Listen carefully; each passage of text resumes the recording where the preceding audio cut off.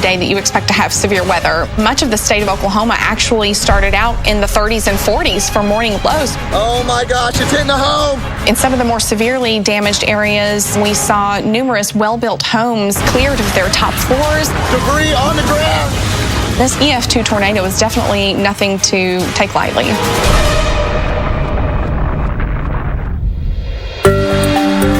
Edmond, Oklahoma is home to attorney Cary Hilgen. He's lived there for over 30 years with the love of his life, Lisa. Lisa's just a stunning lady. Been married since March 6th of 1982. She's the mainstay of our family. And right there would be the funnel cloud. It's getting ready to come right to the ground right here. The first time Cary almost loses Lisa is in May of 1986, when a tornado destroys their home. Estimates are that as many as 30 to 35 homes were demolished or suffered heavy damage. All the residents here, of course, are saying that they're just lucky to be alive. After this frightening experience, Lisa makes Cary install an underground storm shelter in the next house they buy.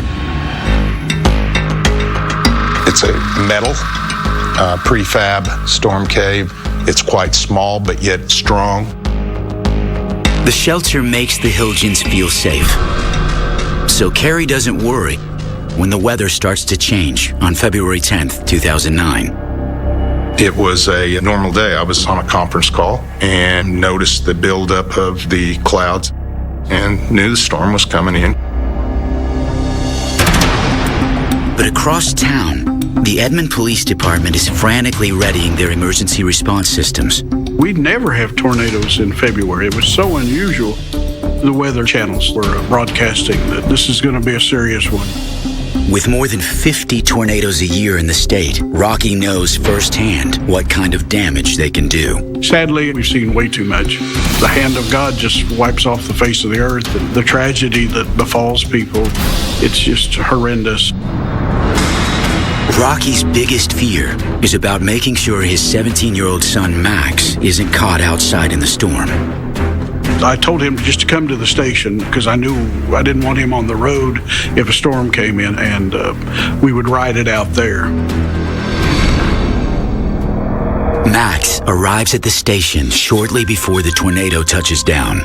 Once I knew Max was fine with me, I was concerned for everybody that's getting ready to get hit by this storm. Across town, Cary is now watching the gathering clouds with growing concern. Couldn't see north of the building, but I could see to the southwest and just a line of thunderstorms that looked like coming through.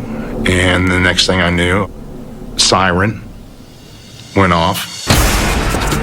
Cary immediately switches on the television. They were tracking a tornado on the ground and was going directly towards our house. For Cary, it's a horrifying sense of deja vu. And he has no idea if his wife is even aware of the storm. Got on the phone, called Lisa, and said, a tornado's going to hit our house. Said, grab what you can, get to the cave. You got 5, maybe 10 minutes at most. And I said, I'm on my way home. At the police station, Rocky and Max get clearance to start rescue efforts. We hopped in my dad's undercover police truck.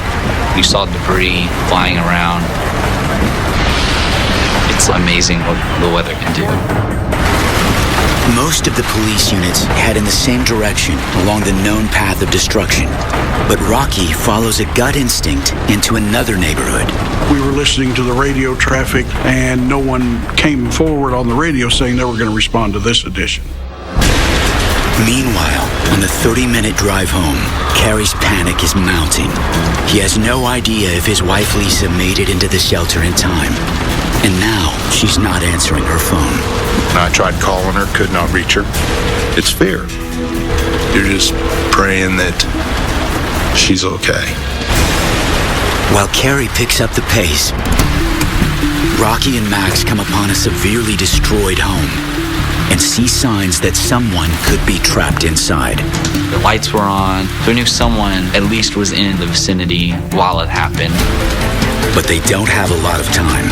Another storm was coming in. We were concerned that any searching that we needed to do rapidly. We started going through some of the debris, got into the house, started yelling if anybody was home.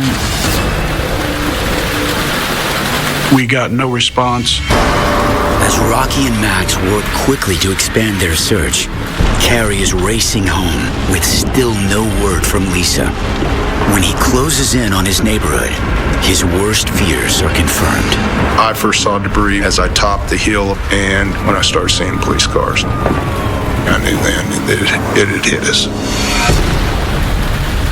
Meanwhile, Rocky and Max are already searching Carrie and Lisa's house and coming up empty-handed. And that's when I started to smell gas. So at that point, we have to get out of there. The gas forces Max and Rocky to give up their search. But what they don't realize is that just a few feet away, Lisa and her pets are trapped underground. They are all alive, but losing air after the airflow vent is damaged in the storm. I looked up and saw the turbine, and all of a sudden it blew away.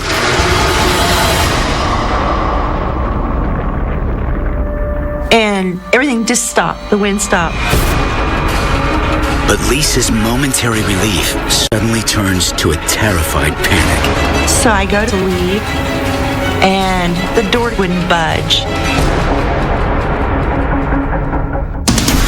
Coming up, some quick thinking turns a young man into a hero. There was a noise that sounded like wires tapping. And I said, something's not right about it.